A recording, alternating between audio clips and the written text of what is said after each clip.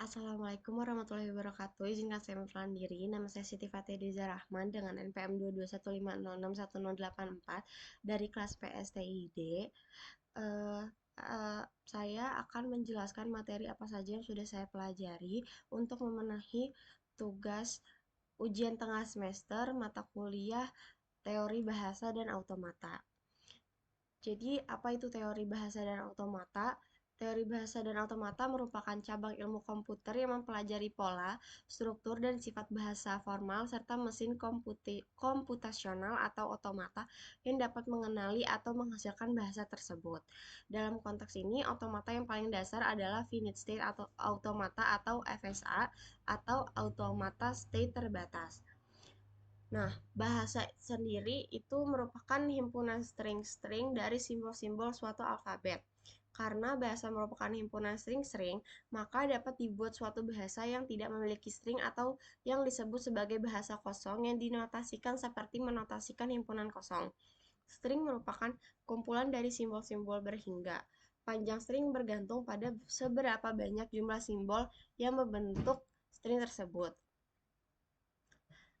Nah, contoh dari teori bahasa dan automata ini ada di finite state automata, yang merupakan model matematis yang terdiri dari sejumlah keadaan atau state terbatas yang saling terhubung melalui transisi. Eh, FSA ini biasanya digunakan untuk mengenali atau menghasilkan urutan simbol dari alfabet tertentu. Komponen utama dari FSA itu meliputi state yang merepresentasikan dari kondisi atau status saat ini dari mesin. Misalnya dalam sebuah mesin mengenali pola AB. Keadaan bisa berarti apakah telah membaca A tapi belum membaca B. Lalu ada transition function. Dia itu menggambarkan cara mesin berpindah dari suatu keadaan ke keadaan lainnya berdasarkan input yang diberikan. Fungsi ini biasanya direpresentasikan sebagai tabel atau diagram yang menunjukkan hubungan antara keadaan. Alfabet kumpulan simbol yang digunakan sebagai input yang diterima oleh mesin. Misalnya dalam kasus pola AB, alfabetnya adalah A dan B. Lalu initial state, keadaan awal adalah tempat mesin dimulai sebelum menerima input pertama. Lalu ada final state yang merupakan keadaan di mana mesin berada setelah input selesai diproses. Mesin akan mengenali urutan simbol sebagai benar jika berakhir di keadaan akhir yang sesuai. Nah, ini ada contoh dari finite state automata, di mana FSA ini dinyatakan dalam 5 tuple atau M sama dengan key, yang dimana key merupakan himpunan state atau kedudukan, lalu eh, ada himpunan simbol input, lalu ada fungsi transisi, ada key 0 sebagai state awal, dan F sebagai himpunan state akhir. Nah,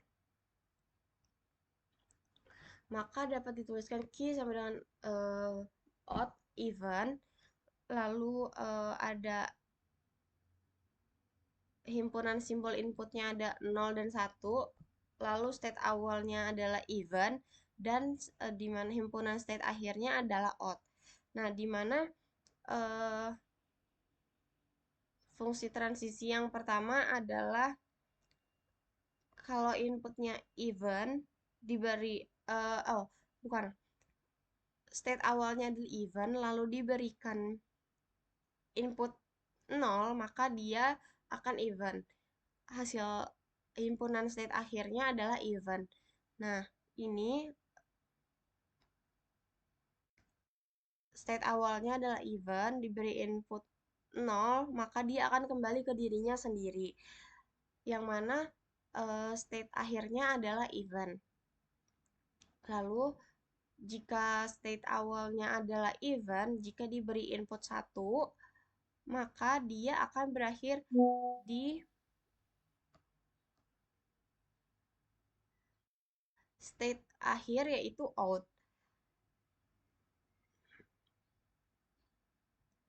Lalu jika state awalnya adalah odd diberi input 0, maka dia akan kembali ke dirinya sendiri dan final state-nya adalah odd.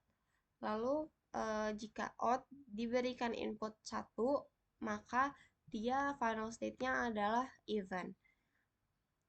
Nah, selanjutnya ada deterministic finite state automata dan non-deterministic finite automata.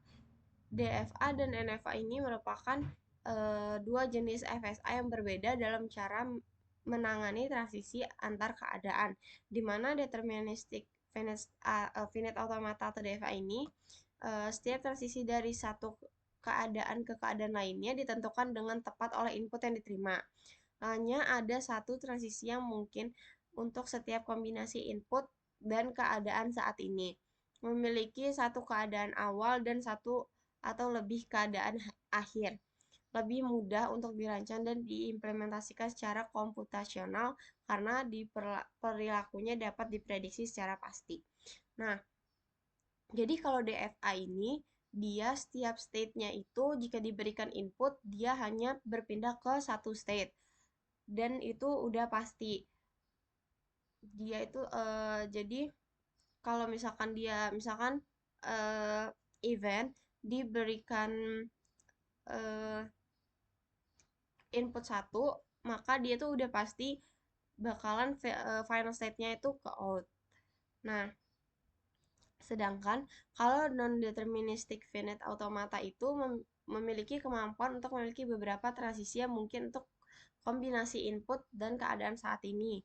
Kurang terstruktur dibandingkan DFA karena setiap keadaan bisa memiliki banyak pilihan transisi untuk input yang sama. Lalu digunakan dalam konteks kekayaan bahasa formal dan aplikasi praktis seperti pengenalan pola. Nah, pada NFA ini dia inputnya itu bisa lebih dari satu dan setiap input itu bisa ke beberapa state. Contohnya pada state key 0, jika diberikan input A atau B dan C, dia akan kembali ke dirinya sendiri. Atau jika diberikan input A, dia bisa ke key 1 atau ke key 2. Jika diberikan input A, B, C, maka dia tuh bisa ke dirinya sendiri atau ke state key 1, ke state key 2, ataupun ke state key 3. Begitupun dengan state lainnya, seperti key 1, jika diberikan input A, B, C, dia bisa ke dirinya sendiri atau ke key 4. Nah, sekian penjelasan dari saya. Kurang lebihnya mohon maaf. Wabillahi taufiq wal hidayah. Wassalamualaikum warahmatullahi wabarakatuh.